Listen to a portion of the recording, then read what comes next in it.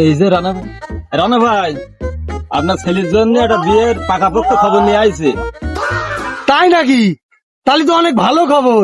এক বাপের এক মেয়ে, দেখতে শুনতে বিশাল সুন্দর আর বিশাল অবস্থা, ঘের বাড়ি আছে। আরে তাহলে তো খবর অনেক ভালো, তাড়াতাড়ি বলেন। কিন্তু কথা একটা আছে ভাই, মেয়ের পক্ষ কিন্তু ঘর জামাই রাখবে।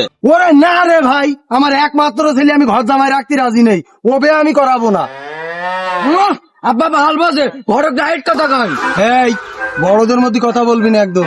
আর দূর আব্বা, তোমার কথা শুনলে আমার এই জীবনে বের হবে না। এই ঘটক, আমি তোমার কথায় রাজি। মেয়ে এগারো যদি আমার ঘর জামাই রাখে তাও আমি রাজি। ওরা যদি আমার রান্না ঘর জামাই রাখে তাও আমি রাজি। ওরা যদি পায়খানা ঘর জামাই রাখে তাও আমি রাজি। এই তুই বাপের ওপরে কথা বলছিস? তোর বলে এক চোয়াল মেরি দাঁত বলে বোম্বে পাঠাই দেবো বলে একদম। আমার চলে গেল, রোজার ঈদ চলে আসলো, তাও তুমি আমার বিয়ে দিলে না। মানে কুরবানি ঈদের সময় বিয়ে দেবা বললা, কুরবানি ঈদ 1 মাস হয়ে গেল, তাও তো তুমি আমার বিয়ে দিলে না। এই তোমরা রাখো দেন, রানা ভাই এরম ফিরাই ফিরাই তোমরা শুধু ডাকো আর এরম গন্ডগোল কারো বাপ বেটা। আমার ভালো লাগে না, আমি চলে গেলাম, আর ডাকবো না কোনো দিন।